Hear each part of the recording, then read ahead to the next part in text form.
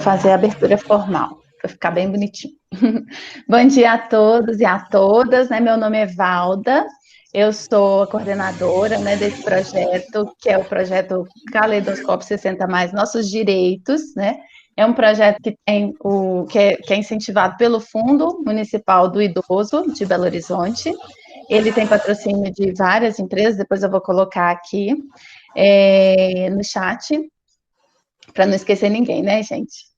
E esse é um encontro que a gente tem chamado de GT, Envelhecimento da População de BH, Capacitação de Conselhos, né?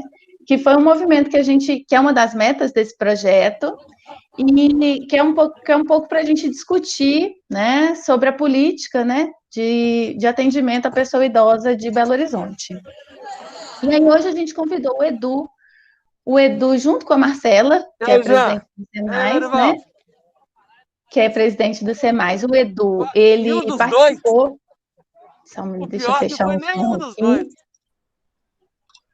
Vou pedir para deixar os microfones desligados, porque com a gravação, quando começa a pessoa começa a falar, aí a imagem vai direto para ela, então pode ficar na gravação. Então, se puderem deixar aí os microfones desligados, na hora que quiserem falar, habilita o microfone, né? Bom, mas como eu estava dizendo, o Edu e a Marcela, eles fizeram um início, né, de uma conversa em 2018, que eles trabalharam com alguns temas, né, desse envelhecimento, criaram um plano, e aí eles vão contar isso aqui para vocês hoje. Eu vou pedir para a Marcela, então, fazer a introdução, e depois dar boas-vindas a vocês, né, e depois passar a fala para o Edu, para a gente já começar esse encontro.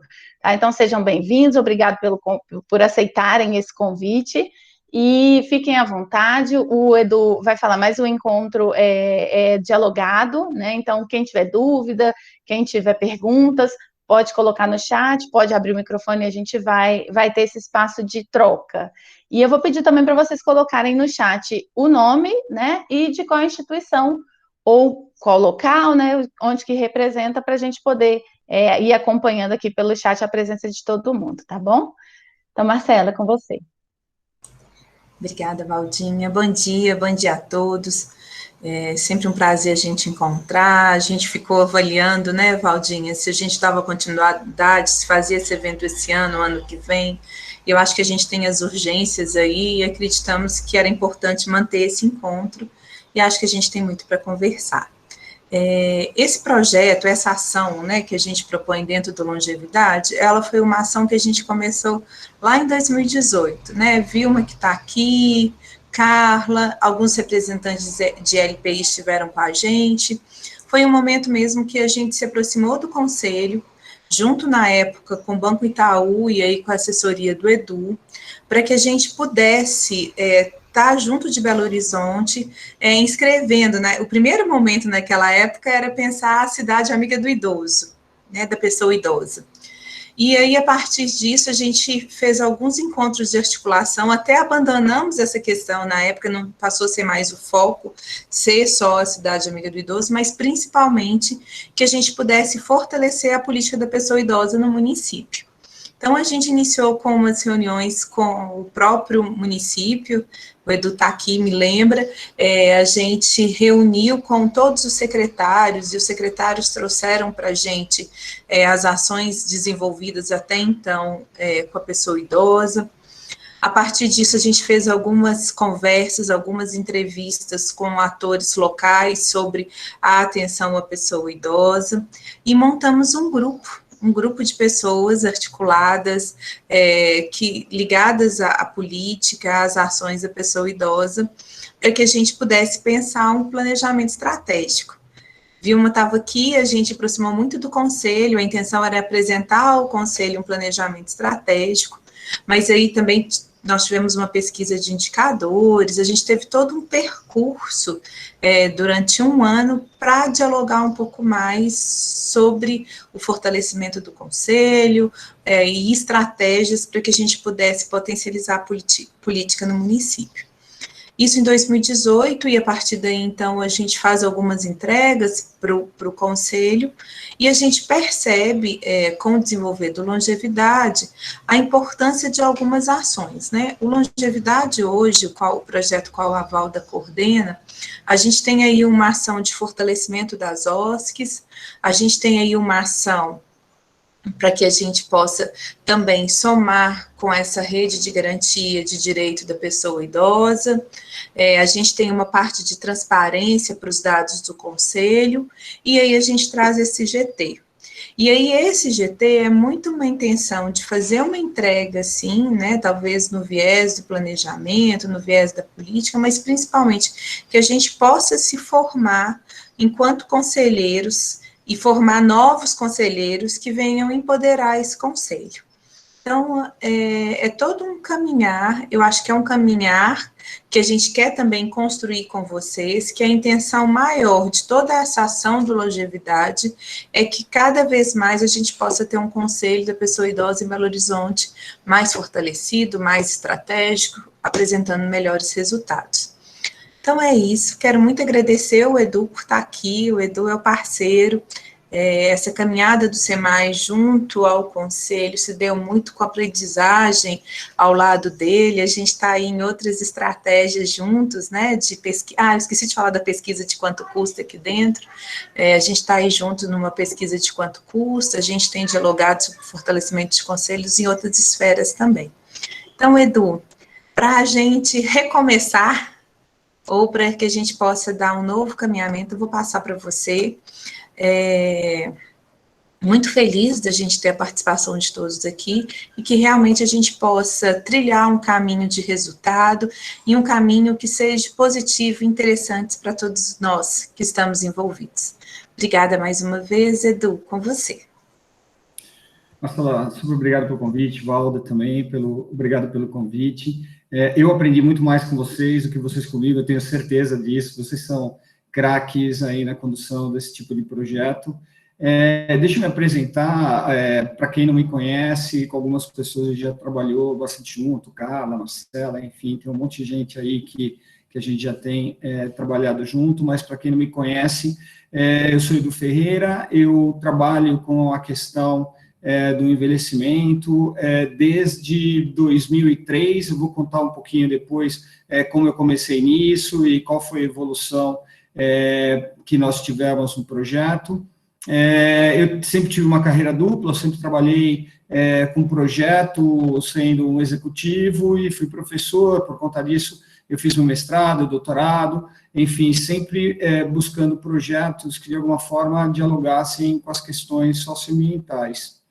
E no dia de hoje, o que eu vou tentar passar para vocês é um pouco da trajetória que nós percorremos, e quando eu falo nós, é nós mesmo, porque é um grupo grande de pessoas, se me falha a memória, acho que Carla estava na primeira reunião de apresentação do projeto, até anterior, até a reunião quando nós fizemos com os secretários de Belo Horizonte, Marcela acompanhando todo o projeto, enfim, é uma trajetória que foi construída a muitas mãos, né? Então, eu só vou aqui tentar reproduzir um pouco do que foi feito, e eu vou tentar compartilhar com vocês, até como é uma questão de trajetória, eu vou usar até as apresentações que eu utilizei na época, para vocês entenderem como que essa trajetória foi construída.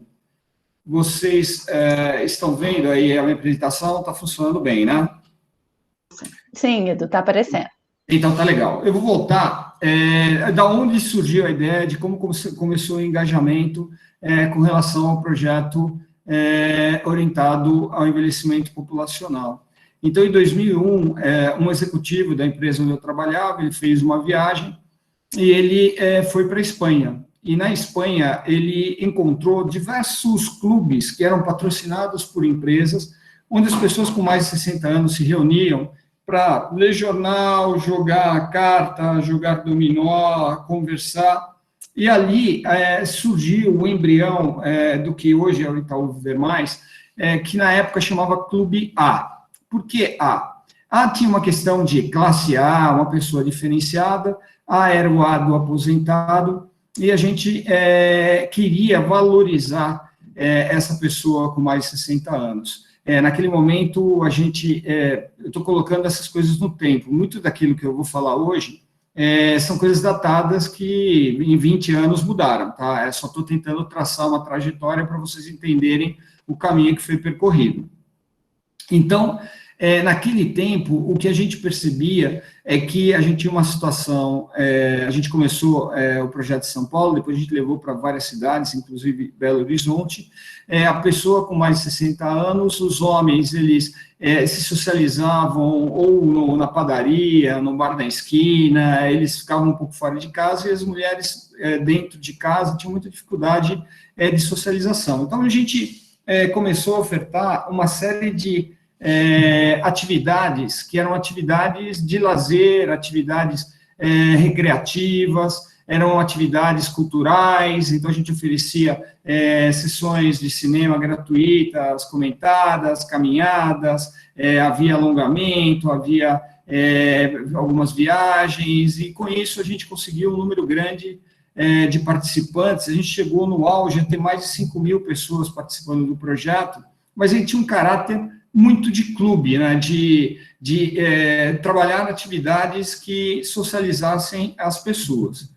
Com o passar do tempo, a gente percebeu que isso era importante, mas a gente queria deslocar o eixo. Então, a gente foi deslocar o eixo para as questões de políticas públicas. E, nesse momento, a gente, como empresa, tinha a McKinsey como uma grande referência, e ela trazia num relatório que 4 forças iriam mudar o mundo. Enfim, eram coisas que estavam acontecendo no mundo e que mudariam a forma como a gente trabalha, como a gente vive. E entre as 4 forças, uma era o envelhecimento da população. Mas junto disso, as pessoas estavam vivendo cada vez mais nas cidades, elas estavam cada vez mais consumindo tecnologia. Então, mais ou menos nesse período que a gente vive, a gente começou a ter o celular, especialmente aqui no Brasil, todo mundo usando os seus WhatsApps, o Facebook, o YouTube. Então, você teve uma disseminação da tecnologia muito forte, e a gente viu que as pessoas estavam se conectando de maneira virtual. E aí, não só pessoas, como países. Então, aquela distância que era quase impossível, né? Às vezes, alguém tinha um conhecido que viajava, ia para os Estados Unidos, para a Europa, e escrevia carta tal, e não via a pessoa por 6 meses, ou quando ligava era muito caro, né? Uma ligação internacional. Com a internet, tudo isso começou a ficar bem mais barato, muito mais acessível. Então, o mundo começou a ser muito mais conectado. Conectado para o bem e conectado para o mal, né? Então, a gente vê que a pandemia que a gente está enfrentando rapidamente pegou todo mundo aí. Por quê? Porque hoje em dia as pessoas viajam mais, então todos os países acabaram tendo a pandemia. Mas isso é uma coisa que eu tenho que falar com bastante cuidado, e até alguns fóruns as pessoas elas ficam chateadas com isso, mas esse envelhecimento acelerado da população, ele também traz riscos, não porque envelhecer é ruim, pelo contrário, o envelhecimento, né, o aumento da expectativa de vida, é uma das maiores conquistas, né, da humanidade. Agora, mudar a distribuição demográfica do mundo requer um cuidado, que é um cuidado que tem que ser tomado em relação à economia, em relação à saúde, em relação à forma como as pessoas vivem, e desde 2017 está sendo alertado no Fórum Econômico Mundial que o envelhecimento, combinado com algumas outras questões, como estabilidade social, como a questão de concentração de renda, poderia provocar uma grande crise mundial. E, de certa forma, quando chegou a pandemia, a gente percebeu que uma sociedade um pouco mais envelhecida, vivendo em cidades, criou um ambiente muito mais favorável para a disseminação da pandemia. Então, o problema não está no envelhecimento. O envelhecimento é uma conquista. O problema está na falta de políticas públicas que reconheçam esse envelhecimento como um fato e que a gente precise mudar. Então, quando a gente leu todos esses relatórios e tudo mais, a gente falou, não, políticas públicas é um tema que a gente tem que atuar. A gente começou a atuar nisso, a gente fez uma pesquisa mundial, então a gente foi ver como os países que haviam envelhecido antes. O Japão, ele atingiu um percentual de pessoas com mais de 60 anos alto muito antes do Brasil, assim como a Europa, Estados Unidos. A gente foi entender como esses países lidavam com essa questão de políticas públicas orientadas às pessoas com mais de 60 anos. E aí a gente idealizou um projeto que aí sim, Belo Horizonte foi uma das cidades pioneiras na implantação. Marcela fez um trabalho belíssimo aí, muito responsável por todo o sucesso do projeto que a gente desenvolveu na cidade. A gente percebeu também que isso também, eu estou trazendo um quadro antigo, que essas pessoas com mais de 60 anos, elas estavam insatisfeitas e elas queriam se manifestar.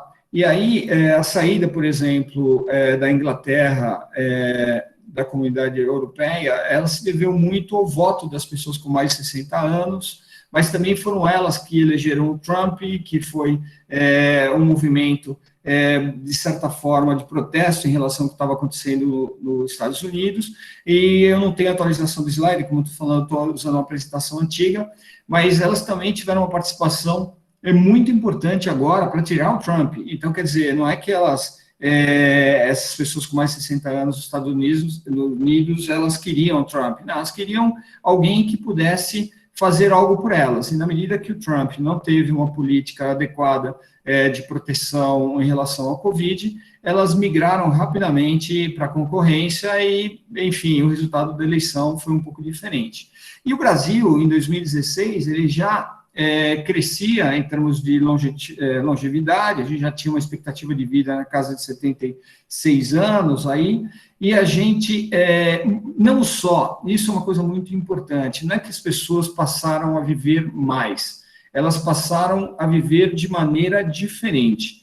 Então, eu tenho hoje 60 anos, eu me lembro que quando a minha avó, então eu estou falando de duas gerações, geração não da minha mãe, mas sim da minha avó, ela tinha 60 anos, minhas tias tinham se aposentado, e elas não deixavam minha avó fazer absolutamente nada. Então, se minha avó resolvesse fazer uma comida, se minha avó resolvesse ir ao mercado, à venda, ao açougue, elas falavam, não, a senhora já é uma pessoa idosa, a senhora tem que descansar, tem que aproveitar a vida. Então, há não muito tempo atrás, e daí que vem a palavra, as palavras em vários idiomas que definem o aposentado, e não quem é o aposentado, é quem vive nos aposentos, né? Aquele que passa a viver numa sala. Se você vai na língua inglesa, a palavra equivalente ao aposentado é retirement, que é a pessoa que se retira. Então, a tradução é aquela pessoa que está se retirando da sociedade naquele momento. Que de certa forma, é o mesmo conceito brasileiro da pessoa que se retira da sociedade e vive nos aposentos. Para quem conhece um pouco de espanhol, é o jubilado, aquele que é jubilado. Quem é o jubilado? É na faculdade ou na escola? É aquele que é expulso da escola. Então, o jubilado é a pessoa que foi, de certa forma, excluída da sociedade. Então, quer dizer, há poucos anos, quando eu digo poucos anos, 40, 50 anos atrás, se acreditava que o que garantiria a qualidade de vida para essas pessoas era ela se isolar num quarto, descansar, e mal se sabia que isso é uma questão que aceleraria doenças, não só físicas, mas como mentais. Então, as pessoas passaram a viver mais, mas também passaram a viver de maneira diferente. Então, muito mais integradas à sociedade. Então, hoje o que é legal é o transgeracional, você ter uma sociedade mais inclusiva em relação a essas pessoas. E aí, quando a gente tem essa mudança demográfica, eu trouxe alguns exemplos aí, são números aí já um pouquinho antigos, mas você passou a ter aí no tempo, e a gente espera aí que continue assim, uma concentração maior de pessoas com mais de 80 anos, mas também as pessoas começaram a ter menos filhos, então a gente estima que em breve a gente vai ter menos 6 milhões de pessoas de 0 a 4 anos. E isso tem um impacto muito importante nas políticas públicas, porque você começa a ter uma maior necessidade de atenção às pessoas com mais de 80 do que com menos de 6 anos. Então, você começa a ter uma necessidade maior de instituições de longa permanência ou de instituições orientadas às pessoas mais velhas, e você começa a ter uma oferta de creches que não vai ser mais necessária, e até em termos de indústria, e pegando um exemplo, você vai ter uma necessidade maior de fraldas geriátricas e uma necessidade menor de fraldas infantis. Então, você começa a ter um deslocamento em relação a esse processo. E no caso do Brasil, isso é uma coisa muito importante, esse envelhecimento populacional está ocorrendo de uma maneira muito, muito acelerada. E quando o país é jovem, ou seja, ele tem uma concentração grande de pessoas de 20, 30, 40 anos, a gente vive o que a gente chama do bônus demográfico, ou seja, a gente tem muita gente numa idade muito produtiva e normalmente o país ele acumula riqueza nessa fase onde tem uma concentração de pessoas com essa idade. O Brasil, ele atravessou essa fase sem ter um desempenho econômico muito bom. Então, a gente vai ter um desafio muito grande de ter esse envelhecimento populacional no momento em que o país vai ter outros desafios de recuperação econômica, quer seja por conta da pandemia, ele tem uma questão de desigualdade social. Então, a gente prevê aí uns próximos anos, não só com relação ao tema do idoso, mas de uma maneira geral, com grandes desafios para a economia brasileira ou para o país como um todo. E para essa transição, é super importante que os governos apoiem. E a gente, quando foi estudar fora do Brasil, a gente viu que o governo inglês tinha destinado milhões de libras, os Estados Unidos tinha deslocado bilhões de dólares para esse tema, e a gente percebia que o governo brasileiro aí em 2015, 2018, ele não tinha uma política, um programa totalmente desenhado para lidar com os desafios dessa transição demográfica e a questão do envelhecimento. E essa questão do envelhecimento, isso é uma coisa super importante, ela é uma questão muito ampla. Então, quando você pega fóruns internacionais, eles trabalham o envelhecimento pela ótica da economia, da mobilidade urbana, da saúde, do trabalho e geração de renda. Então, é uma agenda bastante ampla. E o que a gente percebia é que no Brasil a agenda, né, a atenção, ela estava muito focada na velhice e ela estava pouco focada no processo do envelhecimento. E isso é importante ser comentado com vocês, porque a gente está vivenciando aí um momento de pandemia, onde eu, por exemplo, esse ano, acho que 90% do meu tempo foi dedicado ao apoio às ILPIs, e eu acho que tem que ser assim mesmo, e existe essa lógica no momento de uma pandemia, num momento de necessidade. Mas, no futuro, a gente vai passar pela pandemia, e a gente tem que dosar os esforços entre o cuidado com as pessoas institucionalizadas, ou questões mais orientadas à pessoa idosa, e ter também uma parte da agenda orientada a ações mais preventivas, né, para evitar que a pessoa, no final da sua vida, tenha uma saúde muito debilitada. E tem vários estudos, inclusive um estudo aqui brasileiro, super importante, que mostra que envelhecer, enfim, é da natureza, a gente está melhorando a qualidade da saúde e tudo mais, e por conta disso a gente percebe que as pessoas estão vivendo mais, mas a qualidade do envelhecimento é uma escolha do indivíduo. Então, quanto mais ele se cuida, quanto mais ele pensa na alimentação, no exercício, na socialização, ter a mente um pouco afastada das grandes preocupações, então ter um certo conforto financeiro e tudo mais, isso vai fazer com que o envelhecimento desse indivíduo ele seja muito melhor. E essa questão do envelhecimento, e isso tem muita gente que fala, recentemente eu vi o Dr. Kalash falando sobre isso, envelhecer não é um momento mágico, não é uma questão assim que um dia você acorda e se descobre com mais de 60 anos. Antes disso, você teve 59, 58, 57, enfim, é um processo. Então, quer dizer, você tem que começar a se preparar para isso muito antes dessa idade. E mesmo assim, essa idade é relativa. Então, por exemplo, nos fóruns internacionais, quando se discute o envelhecimento da questão do trabalho e geração de renda, se discute a partir dos 44 anos. Então, quer dizer, uma pessoa com 44 anos, ela já, teoricamente, ela requer uma atenção especial na questão do trabalho e geração de renda. Nos países em desenvolvimento, como o Brasil, a gente tem o crivo de 60 anos, como uma idade que a gente fala das pessoas idosas. Na Europa, Estados Unidos, é 65, então já é uma idade um pouquinho, 5 anos. E, ultimamente, até uma questão, por exemplo, prioridade de embarque em aviões e tudo mais, já se fala em 80, 82 anos como prioridade para essa população. Então, quer dizer, esse conceito de idoso ou de pessoa idosa é um conceito que flutua muito. Então, quando a gente começou a pensar em políticas públicas, aqui eu já falei aí até a questão da escolha, né, envelhecer bem uma escolha, 25% só tem a ver com a genética, 75% com o estilo de vida. Então, a gente foi estudar como as grandes cidades do mundo lidavam com essa questão do envelhecimento.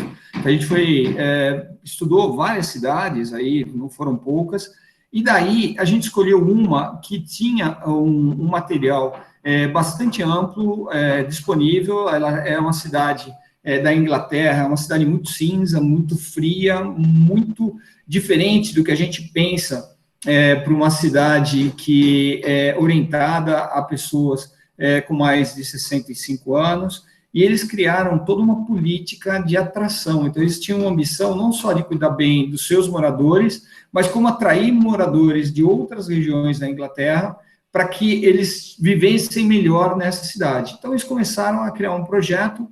Uma coisa interessante, a gente falou da cidade amiga do idoso, Manchester começou a sua iniciativa antes da cidade amiga do idoso. Então, muito do que tem aqui, a gente percebe que tem uma convergência muito grande com o projeto de Cidade Amiga do Idoso, mas muito foi feito até anteriormente ao projeto.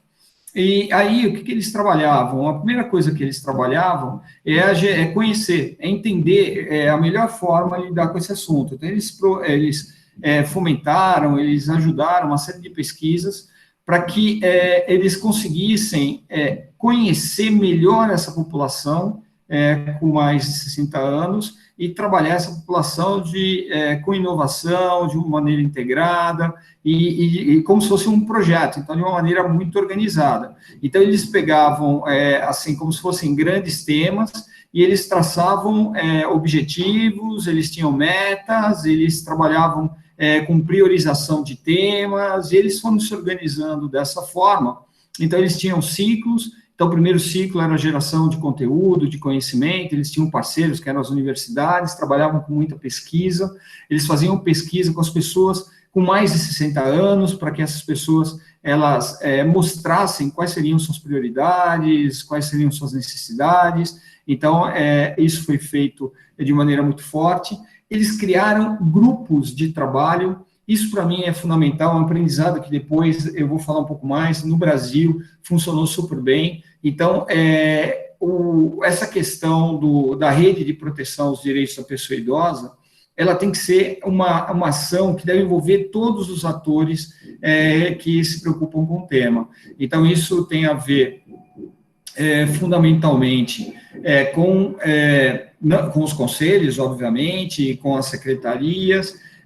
A gente tem que envolver, no caso, os vereadores ou alguma comissão de vereadores, a gente tem que envolver Tribunal de Justiça, Delegacia do Idoso, Ministério Público, OAB, a sociedade civil organizada. Então, isso tem que ser uma ação que tem que ser feita de maneira conjunta.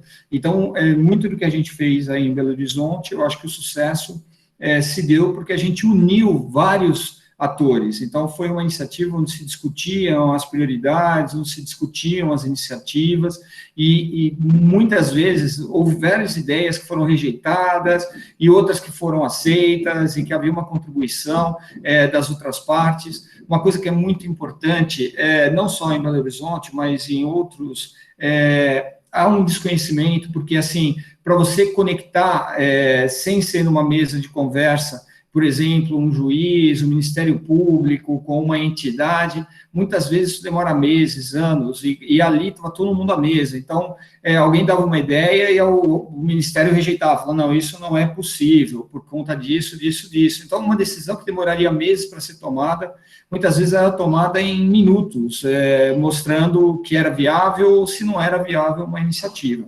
Então, eles trabalharam muito essa questão dos grupos, trabalhar muito a questão do engajamento, e eles criaram uma governança. Então, é super importante se criar uma governança de decisão para organizar, para orquestrar toda essa iniciativa. Então, o primeiro ciclo era um ciclo aí muito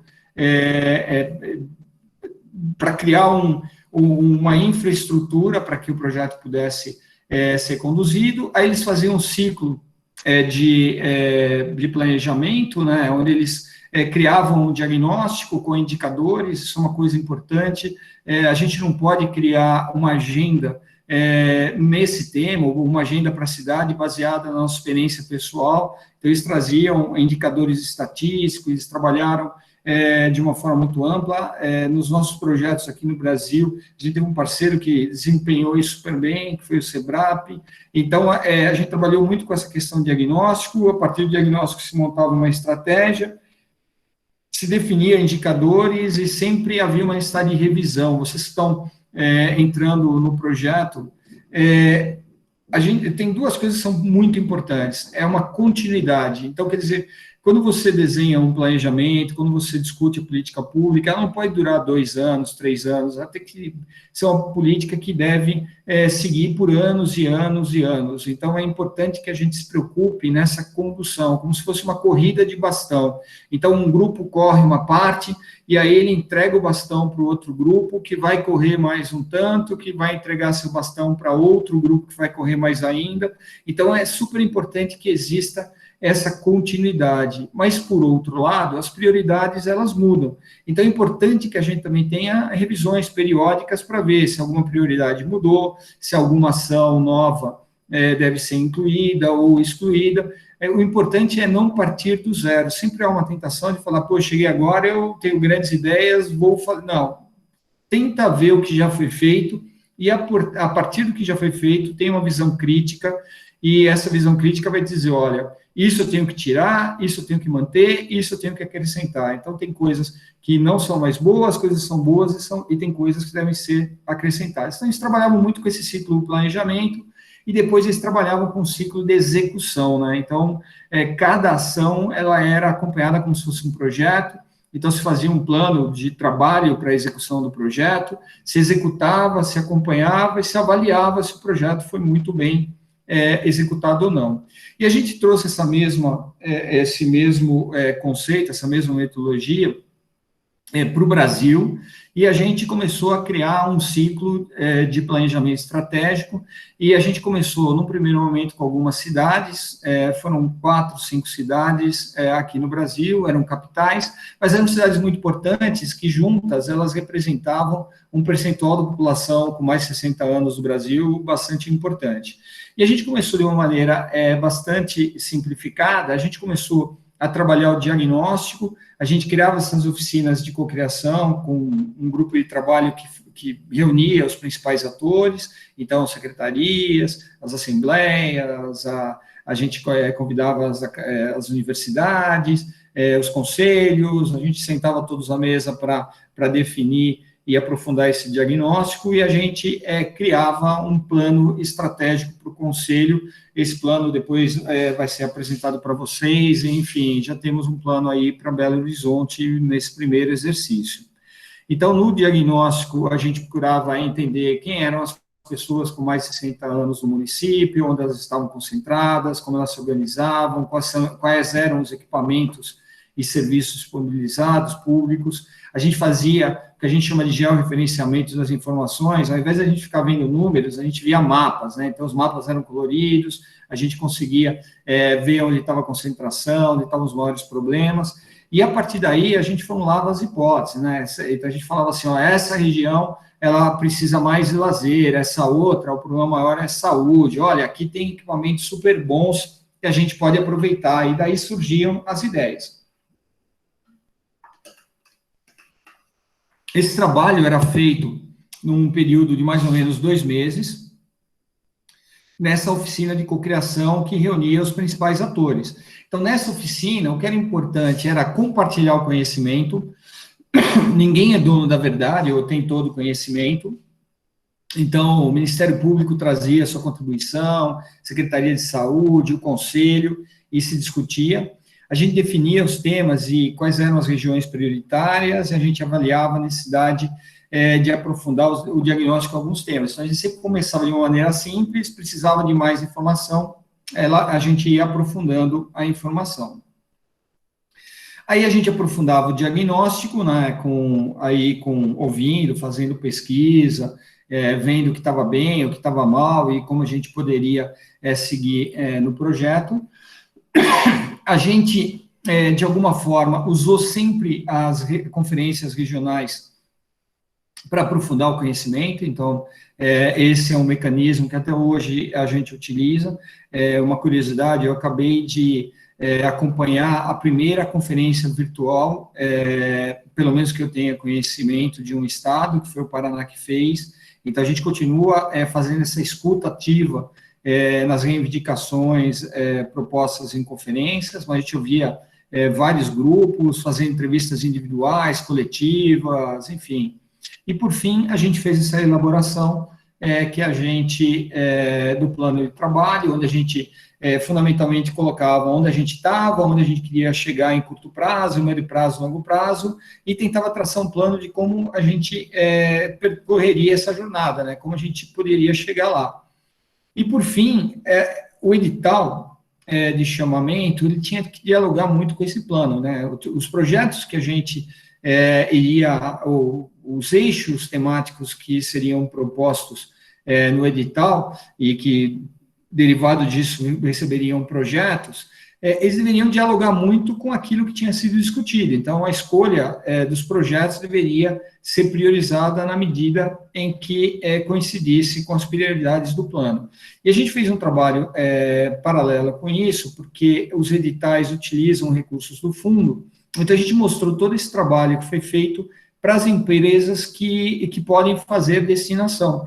E a gente, depois a Marcela comenta um pouco mais sobre isso, a gente viu uma evolução aí nos últimos anos, em que as cidades que se organizavam dessa forma e começavam a dialogar com as empresas, começaram a receber maiores destinações, né? Então, teve um crescimento, e isso é super importante, porque há uma oxigenação em relação ao processo.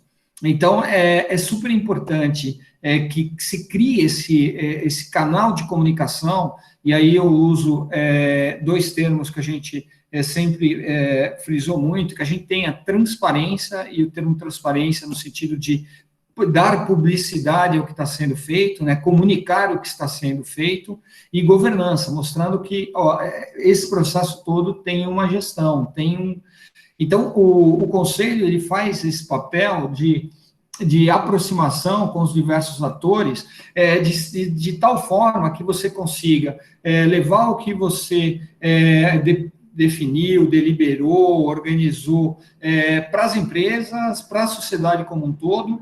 É importante a oportunidade que a gente tem de diálogo com a sociedade como um todo, e eu estou falando de pessoas, né?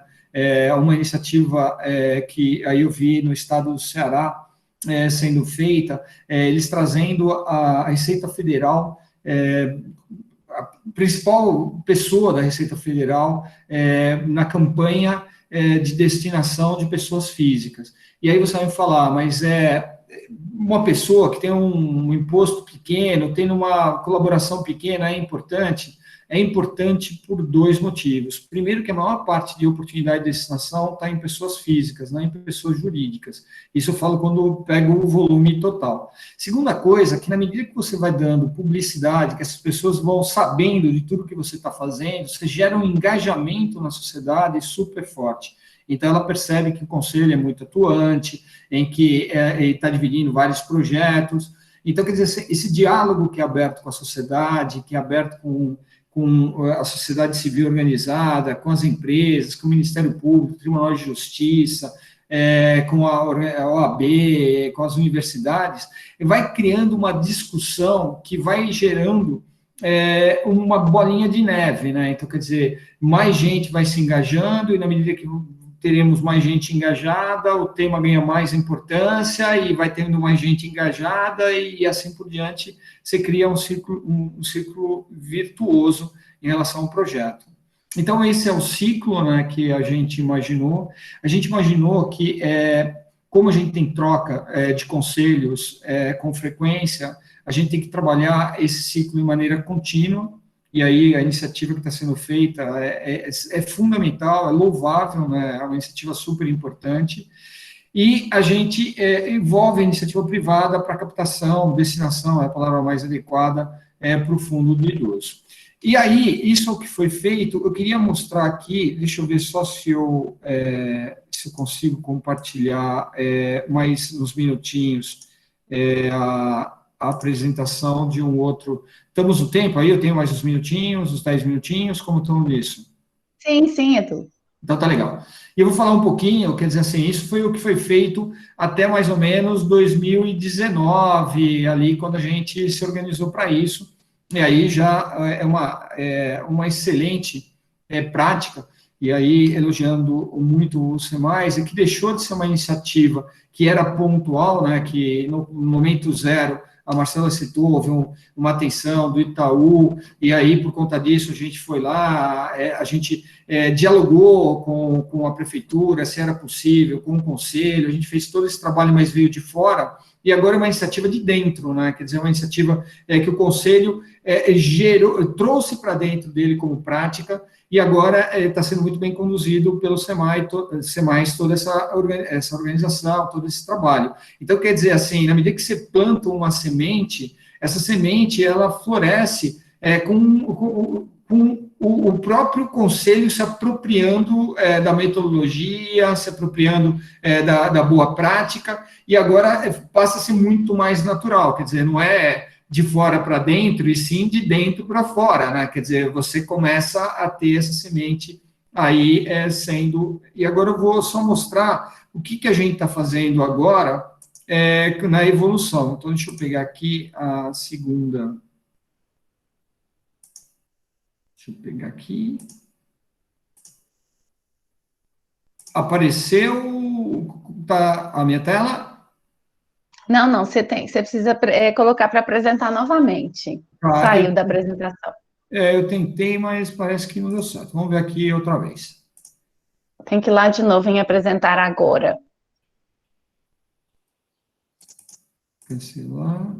Apresentar agora. Uma janela. Acho que agora foi.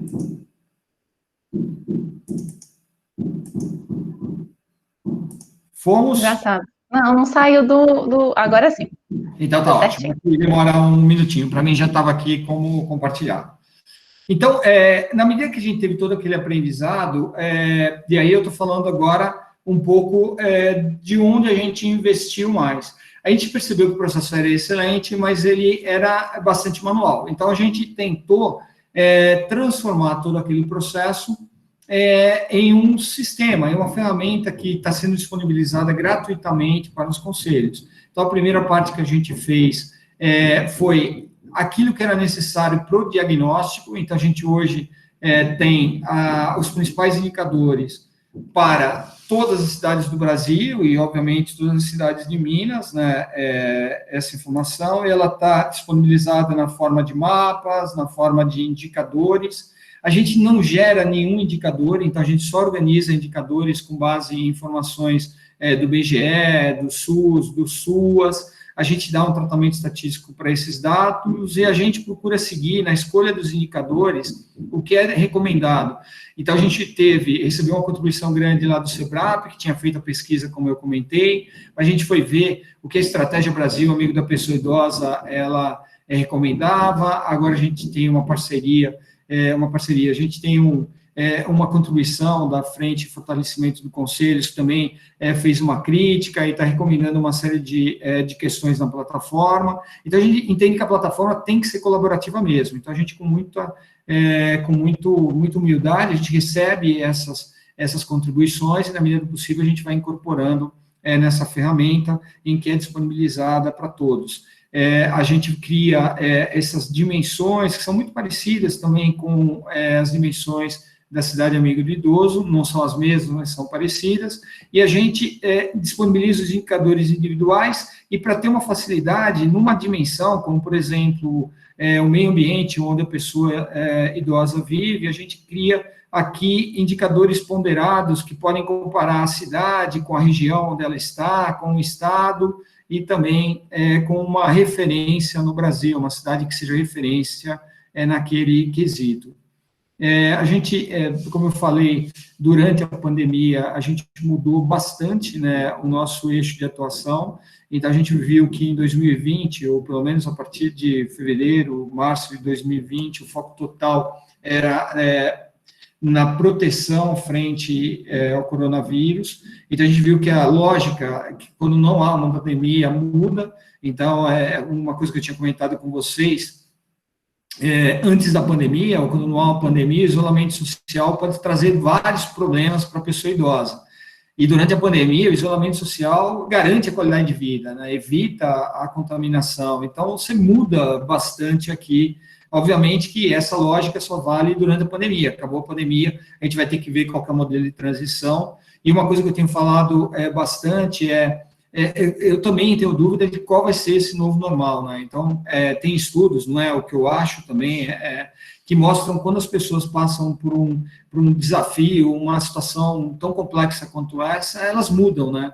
Então, a geração que vivenciou uma guerra, como, por exemplo, a Segunda Guerra Mundial, depois que ela saiu da guerra, ela não voltou igualzinha do jeito que ela entrou. Então, a gente tem que entender como as pessoas vão reagir, quais serão as sequelas, né, sociais que ficarão da pandemia, e a gente vai ter que se adaptar a elas também. Então, quer dizer, o isolamento social dificultou o empreendedorismo, que talvez fosse a melhor forma de complementação de renda para pessoas 60 a mais. A aposentadoria no Brasil muitas vezes não é suficiente para todos os custos, havia necessidade de complementação de renda, e empreendedorismo era a grande alternativa. O isolamento social dificultou muito, e a gente sempre falou que a gente entendia que as instituições de longa permanência, elas são super importantes, mas brutalmente importantes. Mas a gente tinha que ter uma agenda um pouquinho mais diversificada, uma parte de atenção para aquilo que era a população institucionalizada e uma agenda mais preventiva, garantindo qualidade de vida, evitando que a pessoa chegasse na situação. Então, na pandemia, a gente focou muito em instituições de longa permanência e na Covid. A gente lançou os mapas Covid, que hoje são muito populares, né? A Globo mostra todo dia as regiões verde, amarela, vermelho, e a gente tem tudo isso na forma de gráficos, mas o diferencial a gente consegue comparar municípios. Então, vocês que estão entrando, eu consigo comparar, sei lá, Belo Horizonte com qualquer outra cidade para entender a evolução, procurar entender quando as curvas se descolam, o que aconteceu na cidade. Então, eu tenho dados aí do município. Então, os sites da Globo, muitas vezes, eles não trazem informações das cidades. A gente fez um trabalho muito, muito amplo, e aí envolvendo outras entidades. Carla, que está presente, participou bastante, gerando vários questionários em relação às LPIs. Essa informação é um legado que está sendo disponibilizado com bastante cuidado. A gente tem algumas questões da Lei Geral de Proteção de Dados, mas a ideia é que a gente entregue os dados para pesquisadores, para que possam gerar artigos, uma evolução, uma compreensão de como foi o apoio que foi dado às LPIs durante a pandemia, e a gente está trabalhando muito na questão de transformação digital dos conselhos. Eu sei que Belo Horizonte é pioneiro e muito competente na condução das reuniões de forma virtual, como essa que eu estou participando, na liberação eletrônica, na gravação de reuniões, gerenciamento eletrônico de arquivos, que são uma referência nisso. Mas a gente está desenvolvendo essas funcionalidades que vão ser também ofertadas a vocês. Então, quem sabe eu consigo, pelo menos em alguma ferramenta, ser melhor do que as ferramentas que vocês utilizam hoje para a gente poder compartilhar, mas tem várias cidades do Brasil que elas não estão preparadas para o uso disso. Então, a gente gera as ferramentas onde a gente agrupa todas as necessidades do conselho numa única ferramenta. A gente vai disponibilizar gratuitamente, então não é uma venda, é uma oferta gratuita, e aí, numa única tela, a gente tem tudo. Então, a gente tem desde os dados do conselho, os dados das reuniões, os arquivos gerados, a diretoria, quem são as entidades que trabalham, as empresas que destinam, aí tem como controlar a pauta, os convidados, os documentos da reunião, fazer deliberação, votar, tem um chat próprio, então, quer dizer, como se fosse um WhatsApp próprio do conselho, e essa ferramenta está sendo oferecida, então a gente acredita que pós-pandemia é um caminho que deve seguir essa questão da transformação digital, e por conta disso a gente está investindo muito nessa linha de apoiar os conselhos nessa jornada. São duas coisas importantes, a gente acredita que tecnologia é super importante, mas a tecnologia sem articulação, ela não funciona. Então, quer dizer assim, é uma coisa que, uma coisa depende da outra. Então, assim, primeiro, a gente tem que ter tecnologia? Tem. Quem desenvolve ferramenta? Tem. Agora, a gente tem que articular com os agentes públicos, se falar, como a gente está se falando agora, a gente não consegue mais se abraçar, mas é importante que a gente se fale, como a gente está se falando. Então, eu recomendo fortemente a iniciativa que a gente teve de trazer mais gente para essa mesa, né? Não ser uma decisão só do conselho, tragam outros agentes que são importantes, outros atores que são importantes, né? Então, tragam secretarias, o Ministério Público, o Tribunal de Justiça, a OAB, a Delegacia do Idoso, ouçam o que eles têm a falar, ninguém tem a verdade toda, então a gente é como se fosse um quebra-cabeça, né? Cada um está com uma peça, então se a gente tem que construir o quebra-cabeça todo, cada um tem que colocar a sua peça no lugar certo. Então, você tem que aprender quem está com as outras peças, né? Porque você só tem um pedaço do quebra-cabeça. Então, é super importante que vocês tragam essas pessoas para ouvirem, para conhecerem quais são os problemas, por que elas, às vezes, não aprovam um projeto que vocês mandam, procure entender na mesa. Quando você humaniza os problemas, né? Quando você... a probabilidade de você resolver o problema aumenta muito. Então, quer dizer assim, é uma coisa eu falar do Ministério Público, mas aí quando eu trago o doutor João, que eu sei quem ele é, eu sei como ele fala, ele está sentado na minha frente, então quando você humanizou o Ministério Público, quando você humanizou a moça da Secretaria da Saúde, quando você vê quem é essa pessoa, vocês vão perceber que vocês têm muito em comum e que muitas respostas acabam surgindo nessa conversa. Então, eu recomendo muito que vocês criem essa rede, que essa rede traga diversos atores, recomendo muito que vocês conheçam, e eu tenho certeza que vocês vão conhecer, né, o plano, ele está disponível, veem até onde essas pessoas caminharam anteriormente e tentem pegar esse bastão e fazer isso, modificar alguma coisa, manter outras e acrescentar aquilo que vocês julguem necessário. E eu me coloco aqui, pelo menos nesse primeiro momento, eu pretendia até que fosse mais uma conversa. Eu falei muito, falei quase por 1 hora, uns 45 minutos. Eu estou totalmente aberto, eu gostaria muito que vocês não caíssem, ou tropeçassem, não é nem caíssem, né, tropeçassem nos mesmos buracos que eu tropecei. Então, se vocês algum dia quiserem saber, na estrada que eu percorri, onde estavam os buracos, eu tenho o maior prazer de compartilhar esse mapa e dizendo, ó, toma cuidado ali, que ali tem um buraco e aqui foi mais tranquilo. Então, essa experiência que eu tive, eu tenho muito interesse em compartilhar, contem comigo a qualquer momento, tá? Eu me coloco à disposição. Eu sou devedor eterno no conhecimento que eu adquiri, na forma gentil que a equipe sempre me tratou, e eu falo isso do SEMAIS, mas falo isso de todos os atores que participaram do projeto aí em Belo Horizonte.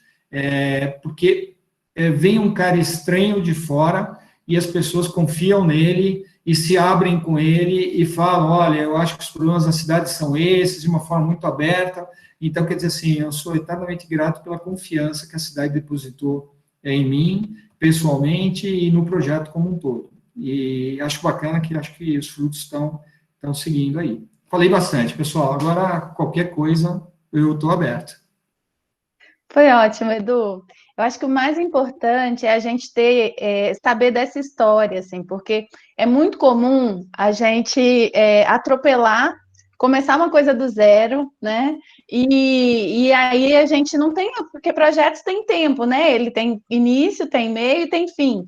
E às vezes você interrompe, né, ali um processo, finaliza, e aí vem outro projeto, começa tudo do zero de novo. Então, assim, o mais importante é a gente pegar o que já foi feito, né, e começar a estudar em cima do que já foi feito. É claro que você disse que hoje os tempos são outros, né? A gente não pensou que haveria uma mudança tão drástica, né, de 2018 até agora.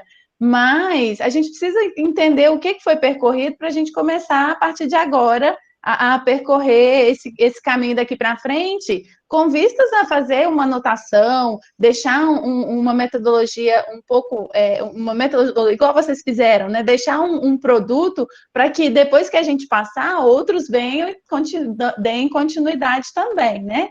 E aí eu queria abrir o microfone agora para receber as considerações, quem gostaria de falar, perguntar. Eu sei que foi muita coisa, é muita coisa, mas é só o inicinho, a gente ainda tem muita coisa para conversar, né? Esse foi só a pontinha do iceberg, né? Mas eu queria ouvir de vocês o que vocês acham, se é isso mesmo, vamos junto, porque o que a gente precisa agora é de união, de juntar as pessoas para a gente poder dar continuidade a isso, né? Alguém gostaria de comentar?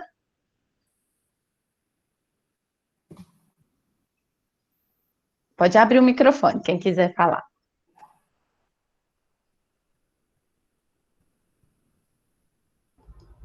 Só agradecer. Nós vamos estar juntos, né, Vilma? Já estou vendo que eu posso contar com você. Pode, com certeza. Se ninguém tem uma pergunta, tem uma coisa que a Valda me provocou que eu acho importante ser dita. Algumas pessoas conhecem muito o ciclo dos projetos, né? Então, mas algumas pessoas estão embarcando agora nessa jornada e conhecem menos, né? E eu trabalhei muitos anos em empresas, né? E empresa, normalmente, os orçamentos, tudo é anual, né? Então, começa o ano, a pessoa te chama na sala e fala assim, ó, esse ano a gente vai fazer isso, né? Então, começa a trabalhar aí para no final do ano a gente ter conseguido terminar aí o projeto. E no final do ano a pessoa te chama na sala, você trabalhou, não trabalhou, e vai te dizer, olha, você foi bem, foi mal, baseado no que você fez naquele ano. Então, as empresas pensam muito no curto prazo, né? Então, tudo é muito anual, né? O plano anual, as metas anuais, né? E uma coisa que eu aprendi é que quando a gente está trabalhando com o fundo da pessoa idosa, quando a gente está trabalhando nos conselhos, o ciclo não é anual. O ciclo normalmente demora 3 anos, demora 4 anos. Então, quer dizer assim, aquilo que a gente decidiu em 2018, vocês estão executando agora, né? Então, a gente começou a pensar o que era importante, aí a gente fez o edital, aí depois teve o projeto, captou o recurso, liberou o recurso, agora está executando e a gente vai avaliar isso o ano que vem. Então, quer dizer, foi 2018, 2019, 2020 e 2021. Normalmente, o ciclo é de 4 anos. Então, se a gente não tiver essa união do grupo de agora com o grupo antigo e com o grupo que está chegando depois, quer dizer assim, aí eu só vou cobrar meu cachê numa única coisa. Eu vou falar assim que vocês estão assumindo o compromisso que daqui a algum tempo, quando tiver a outra turma, vocês vão estar no meu lugar contando a história. Ó, eu tive que chegar aqui, eu corri bastante, mas ó, vou contar para vocês aí, para vocês não ficarem totalmente desprevenidos aí em termos de conhecimento. Então, é importante que a gente não faz a política pública, a gente não faz um projeto em dias, em meses, então demora alguns anos. Então, o ciclo, por exemplo, que vocês estão embarcando, é um ciclo que geralmente é um ciclo de 4 anos, quando tudo vai mais ou menos bem, né? Quando ainda tem alguns acidentes pelo percurso, e às vezes demora mais do que 4 anos. Então, tenha em mente que essa corrida é uma maratona, não é uma corrida de 100 metros, né? Não é uma corrida que vai todo mundo sair, que nem o Bolt, né? E 9 segundos depois a gente tem toda a informação. É uma maratona, onde cada um vai correr um trecho dessa maratona e vai entregar o bastão para a turma que vai começar a correr na sequência, né? Então, a única coisa que eu cobro do meu cachê aí de participação é o compromisso de todo mundo que daqui a algum tempo vocês vão estar no meu lugar aí, sentando, dizendo assim, ó, eu participei aqui 2, 3, 4 anos e, ó, vou contar para vocês aonde eu tropecei, aonde eu caí, enfim, o que eu aprendi aí na minha jornada. De compartilhamento mesmo, né, É, Edu? A Carla abriu o microfone. Carla, você quer comentar? Eu acho que é um processo de aprendizagem mútua, né? Eu acho que também a gente, esse crescimento enquanto cidade, enquanto cidadania, né? Enquanto participação social, inclusive de controle social, tudo isso, gente, é processo mesmo. E para uma cidade ser amiga do idoso, ela tem que ser amiga das outras idades. Então, por isso que é a briga da gente dentro do conselho, para a gente não se restringir só à pessoa com mais de 60 anos. Essa é uma briga também antiga, mas que é importante o Eduardo estar falando, porque eu acho que vem muito confirmar essa noção, né? Que a gente está pedindo para o conselho ampliar a sua visão, dialogar com outros conselhos, né? Incluir a pauta do envelhecimento em outras pautas, em outros conselhos. Acho que tudo isso aí a gente vai ter que avançar muito ainda. Muito obrigada, viu, Eduardo? Foi super bacana. Super obrigado aí pela contribuição e obrigado aí também por todo o apoio que você sempre me dá, a generosidade com a qual você me trata aí nos projetos. E eu acho que essa questão, para mim, é crucial. Talvez a maior dificuldade que eu... E aí, assim, eu só vou defender os conselhos, as pessoas com as quais eu encontrava. O Brasil, ele tem... as escolhas são muito difíceis, né? O Brasil precisa de muita coisa, então não é um lugar que você chega, que está tudo organizado e que você fala assim, eu vou melhorar alguma coisa. Então, a gente hoje tem pautas desde a criança, da saúde, da pessoa com mais de 60 anos, a gente tem situações muito difíceis, né, que a gente encontra. Então, é uma escolha de Sofia, né, quer dizer, aonde eu vou gastar a minha energia, né, porque eu não tenho dois votos, eu tenho um voto só e eu só posso levar uma pessoa e eu tenho que tomar uma decisão. Então, quando eu chegava nos conselhos, eu estou defendendo os conselhos por conta disso, eles tinham tomado a decisão, não, a minha agenda é uma agenda não mais de pessoas de 60, é uma pessoa de 70, 80 anos, assim, é uma agenda de LPIs, é uma agenda... então, eram as grandes discussões, e aí, quando eu falava uma coisa, muitas vezes eles me vaiavam, né? Eu falava assim, ó, pessoal, a onda que está vindo é uma onda muito grande, então, a gente vai ter muita gente chegando com 70, a gente vai ter muita gente chegando com 80, então, se a gente quiser só pensar quando ela chegar com 80 anos, a gente vai se afogar nessa onda. Então, a gente tem que começar a pensar muito antes para que ela chegue com 80 numa condição muito melhor, que eu não tenha que salvar essa pessoa do mar, entendeu? E aí, tem os territórios, que muita gente fala sobre isso. Então, quer dizer, eu tenho que pensar nessa pessoa em termos de saúde, eu tenho que pensar nessa pessoa em termos de propósito de vida, né? Eu não posso ter essa pessoa dizendo assim, ó, eu estou esperando pela minha morte, porque nada me faz feliz. Não, eu tenho que ter essa pessoa com um propósito. Então, quer dizer, programas de voluntariado são super importantes para essa pessoa. Tem que pensar em dinheiro, né? Tem que pensar, essa pessoa tem que comer, tem que pensar em saúde, então ele tem que ter aposentadoria, mas ele tem que pensar numa complementação de renda. Então, preparar pessoas, né? Então, com isso, eu não estou dizendo que pensar em pessoas com 90 anos não é importante, é super importante. O problema não pode se pensar só na pessoa com 90 anos, tem que pensar nas de 80, nas de 70, nas de 40, para que a gente tenha, e como a Carla comentou, e eu concordo absolutamente com ela, a gente tem que pensar no ciclo de vida como um todo, né? Até porque está mudando o ciclo de vida, né? Então, quando as pessoas... Isso é uma coisa maluca, né? Mas quando é a geração do meu pai, a expectativa de vida não chegava aos 50 anos, né? Então, em 50 anos, você tinha que fazer tudo, né? Você tinha que nascer, estudar, ter filhos, criar tua família, preparar teus filhos, e se preparar para a morte, descansando, e quando morria com 48, 49, descansou em paz, né? Hoje em dia mudou, né? As mulheres estão tendo filhos acima de 40 anos, e não é um caso da tia, eu conheço minha prima que teve, não, muitas mulheres estão fazendo isso, muitas pessoas estão trabalhando até 75 anos, até 70 anos, se mantendo ativas. Então, repensar esse ciclo, porque É um ciclo novo, que eu também não tenho, assim, se vocês me perguntarem, você sabe como fazer? Já vou falando, eu não sei como fazer, tá? Talvez eu tenha um pedacinho dessa resposta, mas a outra parte, com certeza, está com outras pessoas que eu tenho que me conectar para descobrir como fazer isso. Joia. Carlinhos abriu o microfone aquela hora e tem a Maria, cadê? Sumiu aqui da minha tela, mas tinha uma outra pessoa também querendo falar. Então, se você quiser falar, Carlinhos, pode abrir o microfone. Seu microfone está fechado. Está fechado, Carlinhos. Carlinhos, seu microfone está fechado. Tem que habilitar. Mais uma vez, bom dia, né? Eu estou exatamente no complexo esportivo aqui do Salgado Filho, na Tereza Cristina, onde a gente tem atividade com as crianças e com os adolescentes, e que a gente, com essa chegada nossa no Conselho, a gente vai estar trabalhando todo esse tipo de atividades, seja esportivas, seja culturais, saúde e várias outras, né?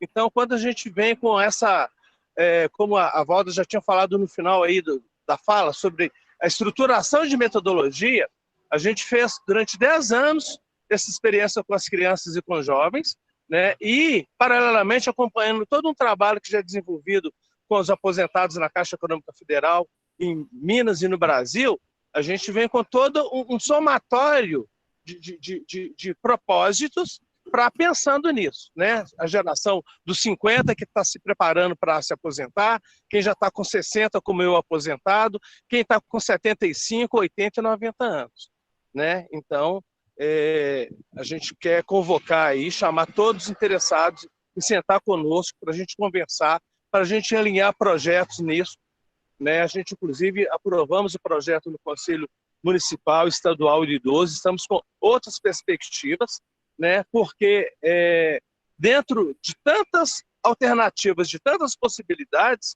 né? O público 60+, ele está altamente ativo, né? Com a capacidade operacional, de qualidade de vida, de saúde, alguns, e para outros também precisando de apoio, né? Para ser trabalhado, né? Então, o Bona Bola, Bona Vida está à disposição para parcerias, para todos os entendimentos, né, nessas estruturações de ações pontuais, né, ou não, né, e até com várias modalidades esportivas, né, individuais e coletivas.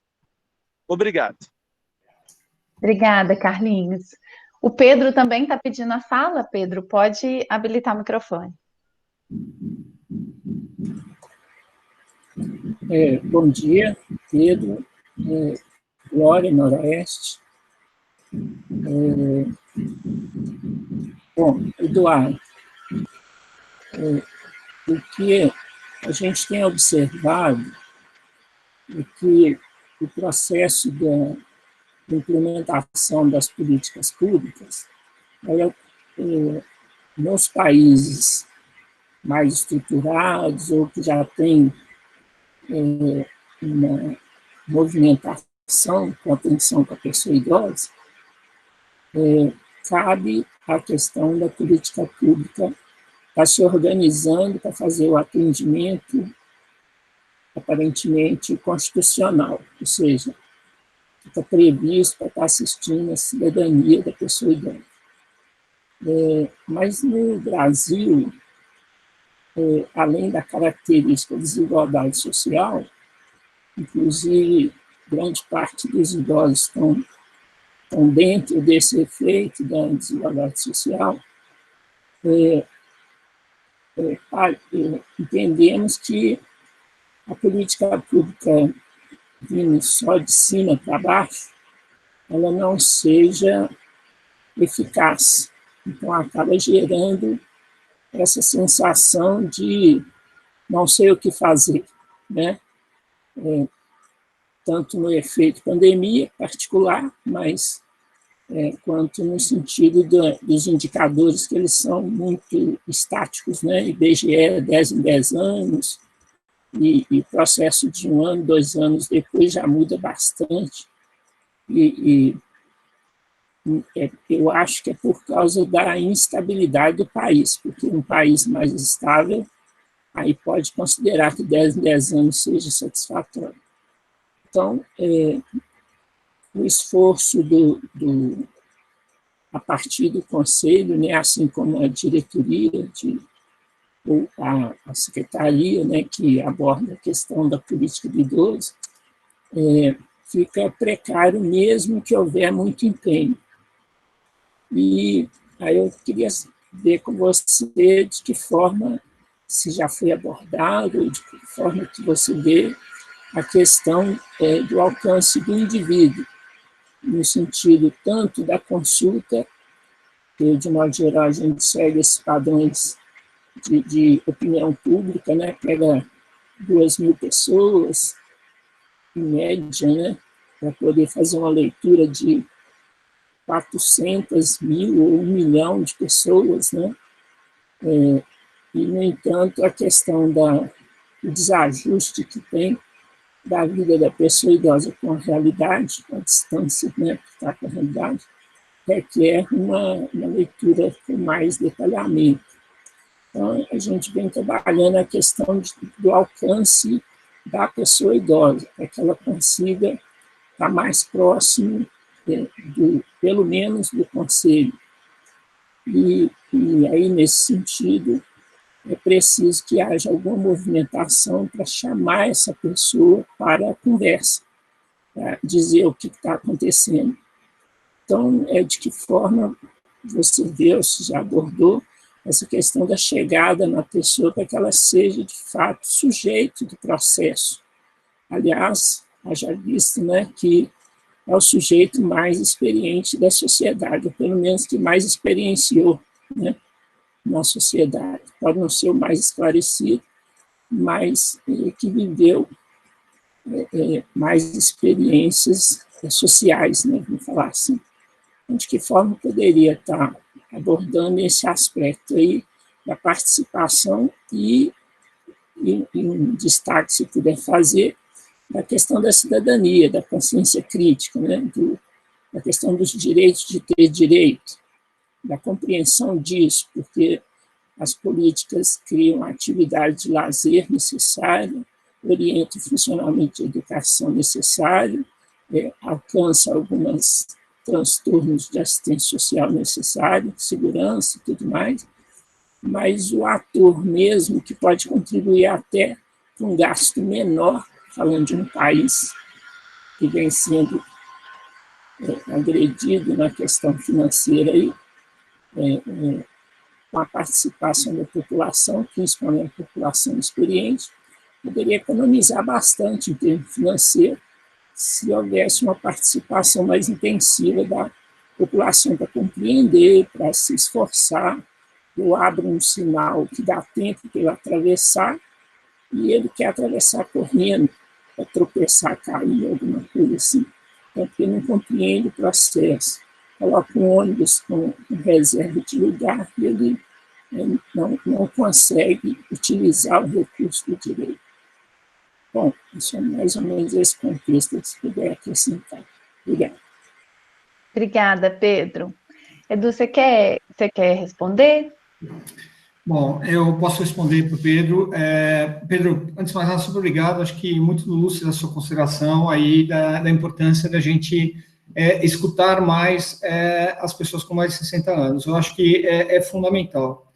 Eu vou fazer, é o único momento que eu vou fazer uma brincadeira agora, até agora estava sério, eu vou fazer, aí depois é uma brincadeira, não é uma brincadeira, é uma coisa que eu penso, é uma crítica, tá? Mas ela é politicamente incorreta, né?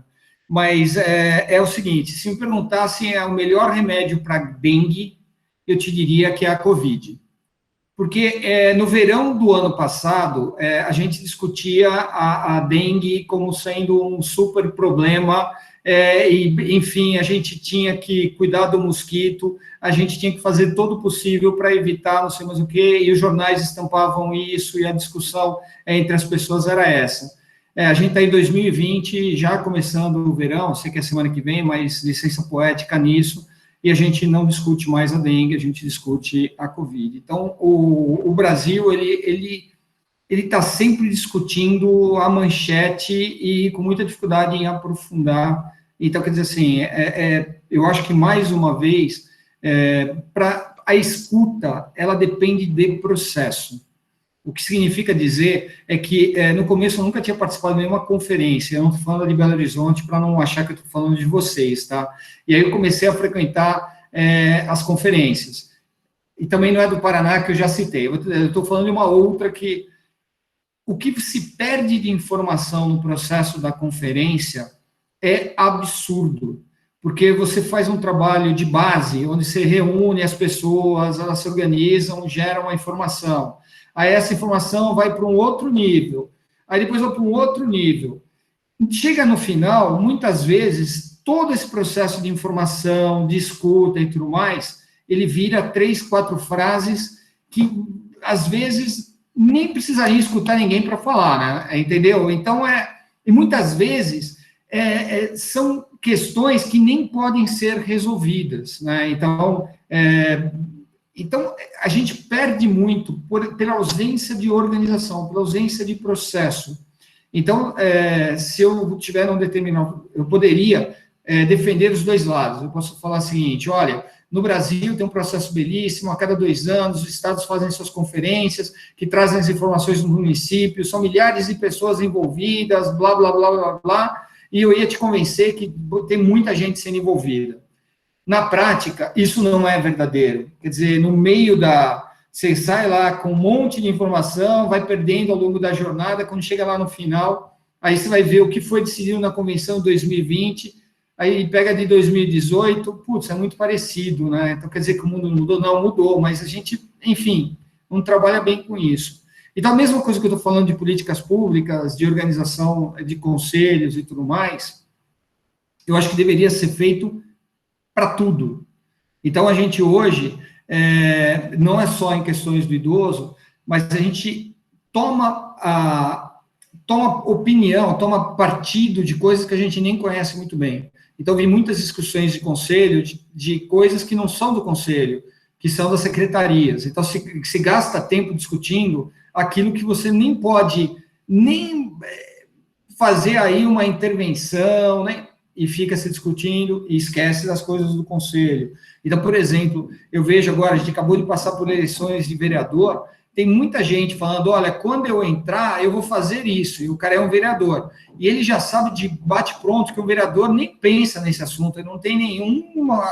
Então, assim, o vereador fala, não, eu entrando, eu vou lutar pela aposentadoria, e aí você fala, não, o vereador não trata do tema de aposentadoria, isso é lá em Brasília que discute. Então, a gente hoje tem que ter conhecimento, compartilhar conhecimento, ter processo. Agora, da mesma forma que eu sou descrente, porque eu acho que o país tem muita coisa para consertar, eu sou altamente otimista, sou muito otimista, que a gente vai fazer isso com um trabalho de formiguinha, se reunindo como a gente está se reunindo e falando, eu vou resolver o problema lá da minha entidade, eu vou garantir que essa conversa chegue no conselho, e o conselho vai fazer um bom trabalho e vai resolver o problema de Belo Horizonte, e Belo Horizonte vai dar um bom exemplo para Minas, e Minas... Então, quer dizer... E nos diversos fóruns, essa articulação, sentar na mesa e discutir o tema, eu acho que pode funcionar, viu?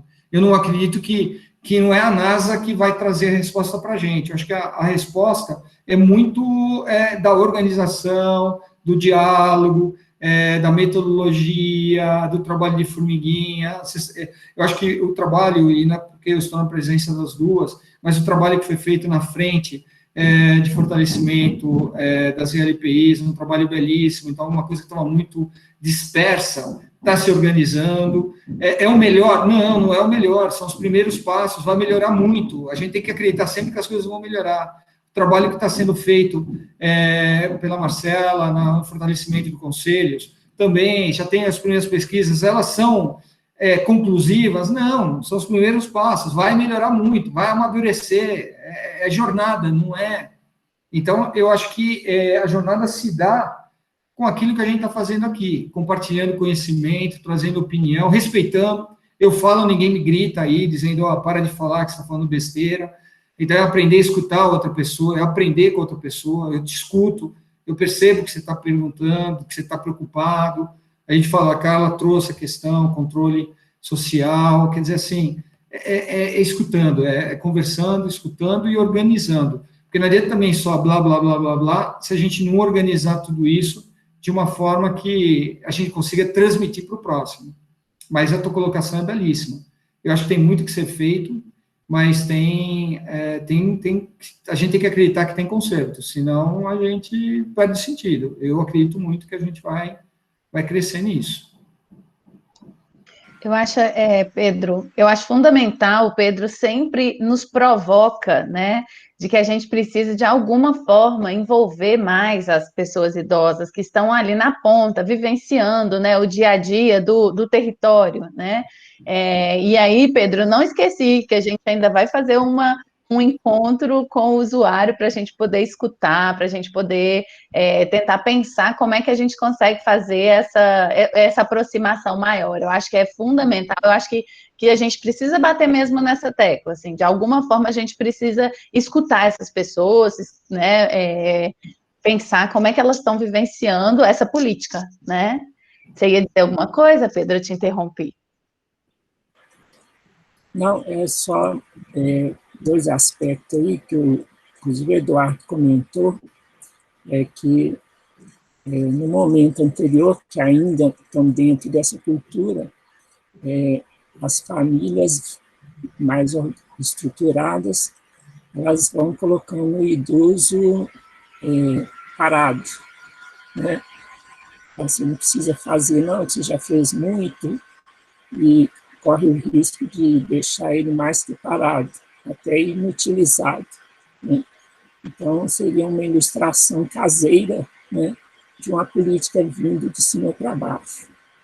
Ou seja, estão considerando que o idoso não tem mais capacidade, e ele vai viver a vida como se ele não tivesse vivido em 60 anos, né?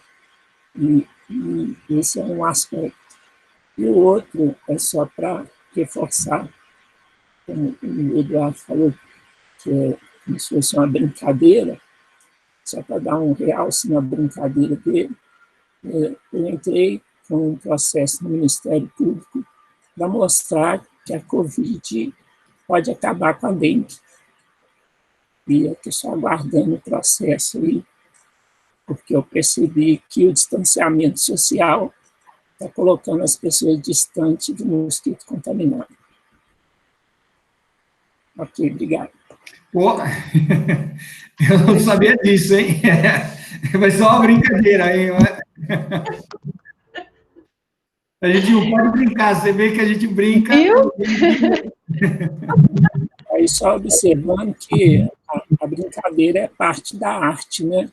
A arte tem a comédia e tem a tragédia, né? Que é só uma linha que separa uma coisa da outra, né? A gente escorrega numa casca de banana, até a gente ri da gente mesmo, né? Então, a questão é que a gente está sempre criando, né? Às vezes, o que acontece, que é o que vem acontecendo com as pessoas idosas, é de não valorizar as nossas criações, né? Nossos pensamentos. Ok, obrigado. Posso só fazer uma réplica aí, né? Primeiro, eu fiz uma brincadeira e fiz todos os preâmbulos dizendo que ia ser politicamente correto antes disso, para não parecer que é mais bacana aí a tua iniciativa. Mas eu posso só fazer uma réplica para gerar uma reflexão, tá? Eu tenho um filho de 19 anos, tá? Então, aquilo que eu falei, a gente tem que pensar na vida de maneira estatística, tá? Eu vou trazer minha experiência pessoal, tal, mas eu vi esse meu filho, e eu comecei a perguntar para ele, assim, quais eram os filmes que ele gostava, quais eram os conjuntos que ele gostava, a música, os livros que ele lia e tudo mais, e eu percebi que tudo que ele gosta é da minha geração. Quer dizer assim, não é que essa geração não valoriza as pessoas com mais de 60 anos. Existem muitas referências na arte, no conhecimento, com pessoas com mais de 60 anos. Eu acho que eles não valorizam o santo de casa, sabe, o entorno dele. Quer dizer, o ídolo de 60 anos ele acha genial, né? Agora, o 60 anos que está do lado dele, esse eu não vou valorizar. Então, e aí é quase um paradoxo, né? E eu pergunto para ele, não, mas me dá um grande cantor aí de 30 anos. ele tem muita dificuldade, ele fala, não, esses caras não cantam nada, legal, o cara do rock and roll, o Rolling Stones, os Beatles, esses caras, alguns já morreram, os outros estão com 70 anos, então ou os jogadores de futebol, né, o Rivelino, tudo, não, o Rivelino jogava muito mais, esse cara tem 60 anos, então ele até entende a valorização do ídolo, os professores da universidade, né, com mais de 60 anos, eles têm muita dificuldade na valorização do dia a dia, né, daquela pessoa que está do teu lado, sabe, é esse que é o grande desafio que a gente tem, né, não é valorizar o ídolo, as referências estão lá, a gente precisa trazer essa valorização, baixar, né, para o dia a dia, é onde a gente está vivendo. Mas eu respeito brutalmente o que você falou e concordo, é só deixar aí uma provocação aí para reflexão, pensando, ó, até os ídolos a gente chora muito, né? Cada vez que morre o pessoal mais velho, a gente chora muito. Tem uma comoção agora do Paulinho, do Boca Nova, né? Do Roupa Nova. Então, uma comoção nacional, todo mundo, pô, um grande ídolo. Mas, cara, tem que pegar o Paulinho do dia a dia, aquele cara que está do nosso lado, que é o cara que te serve na padaria, é o cara que trabalha com você ali no dia a dia. Esse é o Paulinho que você tem que valorizar, né? Os outros não estão muito valorizados. Isso é uma tréplica, né, a questão. Um grupo de psicólogos, quer dizer, a pesquisa sobre o adolescente é que a identidade adolescente, o momento adolescente, é negar os adultos. A adolescência é negar os adultos. Então, é preciso, inclusive, para que você renove, né? Porque se você concordar com os adultos, você não vira nova pessoa, você não faz mudança. Nós, que somos mais experientes, é que deveriam estar compreendendo o espaço da criação, que vem da criança e adolescente. Por isso, o idoso também tem que estar preocupado com a criança, né? Até antes, no pré-natal. E a outra questão é do poeta aí, né? Ainda somos os mesmos e vivemos como os nossos pais. Obrigada, Pedro, muito bom. Então, eu queria, né, se alguém tiver mais alguma coisa a falar, né, claro, está aberto ainda, mas eu queria já partir para alguns encaminhamentos, né, que eu acho que é importante a gente sair daqui já com algumas questões que a gente vai tratar. Então, semana que vem, dia 24, a gente vai entrar num recesso, né, e aí a gente retoma as atividades no dia 4 de janeiro. Mas aí, antes da gente entrar em recesso, eu quero enviar, então, para vocês, eu vi várias pessoas pediram aqui no chat, então nós vamos enviar para vocês um e-mail, né? Vai precisar ser e-mail, porque a gente vai precisar reunir um pouco de informações para a gente poder contextualizar um pouco, tá? Então, nós vamos encaminhar um e-mail contendo um pouco do histórico disso que o Edu falou e desse trabalho que a Marcela, né, junto com o Edu fizeram, de 2018, para as pessoas também se inteirarem, né, do que é que aconteceu. A gente vai enviar o que foi discutido no plano, então, quais foram as linhas, né, deixa eu só ler direitinho aqui para não falar errado. A gente dividiu por eixos temáticos, objetivos e ações propostas. Então, a gente precisa mostrar para vocês o que já foi escrito, o que já está no papel desse plano. Então, a gente vai encaminhar esse plano com os eixos, os objetivos e ações que foram propostas. E aí, nesse período, vai ser o momento de vocês estudarem o material, verem, né, não, isso aqui acho que já superou, não, achei que faltou isso, faltou aquilo, para a gente poder, em janeiro, aí eu penso que lá pela segunda, terceira semana de janeiro, a gente volta, né, a se encontrar para uma manhã de trabalho. Então, a gente vai repassar o plano, vai entender quais são as considerações que cada um tem, vai tentar, né, mobilizar para que venha também as pessoas que construíram esse plano, aí a Marcela vai ajudar a gente, né, a rememorar quem é que estava, para a gente poder tentar mobilizar essas pessoas, né, com uma ligação, para elas poderem retomar, e aí a gente, então, parte daí, para depois que a gente fizer essa retomada, né, esse estudo desse material, aí a gente vê por onde é que a gente começa a avançar. Pode ser dessa forma? Vocês acham que vai ser produtivo? Eu estou dando descanso, tá vendo? Né? Vai ter um recesso aí para descansar e tal. Mas acho que é importante a gente vir com esse material um pouco estudado, né? Para a gente ter uma manhã bem produtiva. Essa gravação vai ser enviada, assim como as outras duas? Vai sim. Ela vai estar disponível no YouTube e a gente vai colocar também no site Nossos Direitos, né? Nós estamos colocando todas as informações lá no site nossosdireitos.org.br. Então, quem quiser acessar também, já vão ter as memórias dos encontros anteriores também já estão lá. Então, assim, a gente vai utilizar o site também como um ponto de apoio dessa informação, onde fica tudo registrado para a gente ir, né, fazendo esse passo a passo junto com vocês. Aí essa gravação você pode enviar no e-mail? Pode também, a gente manda. Enviar, né? Ótimo, pode sim. Então, é para facilitar a divulgação da base. Ah, legal. Muito bom. Eu vi que o e-mail circulou bastante, eu acho que né, das outras gravações, eu acho que se a gente consegue também circular esse material, vai ser legal, porque aí mais pessoas podem opinar, podem se interessar, e aí já vem para o encontro de janeiro, já vem com essa, né, com uma coisa mais elaborada, assim. Pode ser dessa forma? Sim, pode. Ah, que bom. Fantástico. Joia. Então, eu acho que se alguém gostaria de colocar mais alguma coisa, a Marcela queria fazer as considerações finais, Edu também, que aí a gente já vai partindo para o final do encontro.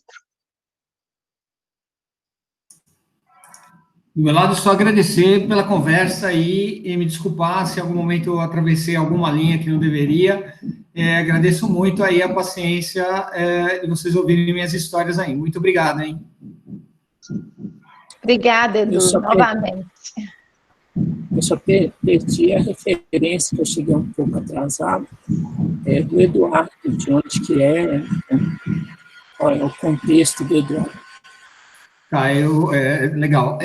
Bom, eu trabalho com a questão de envelhecimento desde 2001, 2003, ali, quando eu comecei a pesquisar esse tema. Durante muito tempo eu fui executivo e tinha uma carreira dupla, também era professor aqui em São Paulo, e tenho trabalhado muito com o CEMAIS, acho que desde 2017 agora, né? Acho que já há bastante tempo, trabalhando nesses projetos que envolvam políticas públicas orientadas aos direitos da pessoa idosa.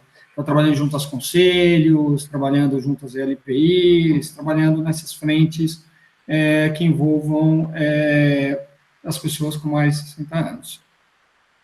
Você está aqui em Belo Horizonte? Não, eu fico em São Paulo, e até, antes da pandemia, eu te diria que eu ia muito a Belo Horizonte. Eu acho que mensalmente, assim, o mês que eu não ia a Belo Horizonte era um mês diferente para mim. Mas aí, com a pandemia, eu já estou com muita saudade do pão de queijo. Aí já faz desde março que eu não vou a Belo Horizonte. Mas pretendo acredito na vacina, vou me vacinar. O ano que vem, acho que a gente deve estar junto, com certeza, aí presencialmente. Vai ter a oportunidade de dar abraço, não só falar, mas aí se abraçar. Nessa questão, eu gostaria de fazer um encaminhamento no sentido de garantir que o processo virtual ele seja mantido de alguma forma, mesmo que seja misto, né? Eu participo de reunião de canal técnico do Conselho de Saúde, Conselho Municipal de Saúde,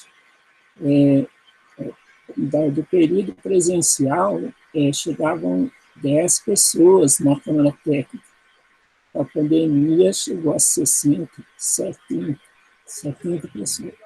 E, tecnicamente, o Conselho Municipal Belo Horizonte, quem mora em Venda Nova, para quem conhece Belo Horizonte, é uma viagem, e é barreiro participar de um conselho municipal virtual, chega em 5 minutos. Então,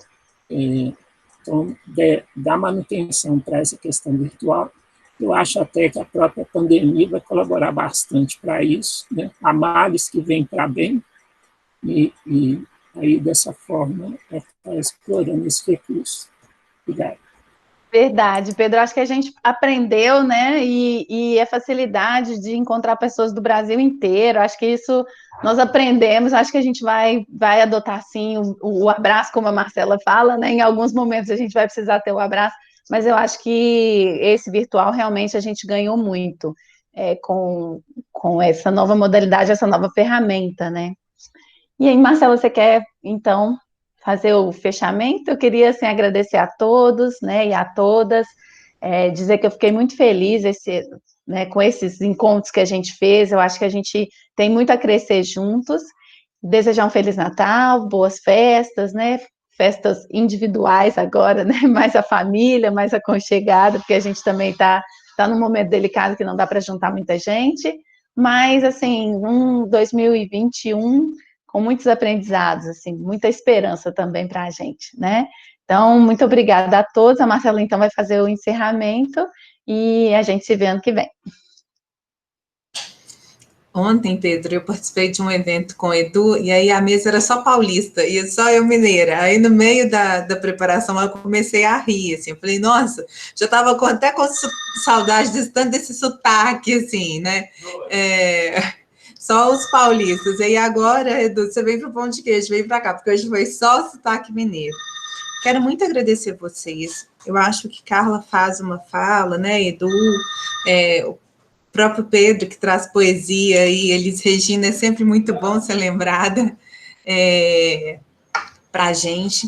Dizer que esse GT é um GT de construção conjunta, é um GT de aprendizagem conjunta, é um GT de uma resposta para uma cidade que ainda precisa caminhar nos seus passos para a política da pessoa idosa, para a inclusão, para a participação, e principalmente, essa pandemia conta para a gente que se a gente planejou, se a gente organizou, e se a gente se achava senhor dominador do assunto, a gente tem que se reinventar, né?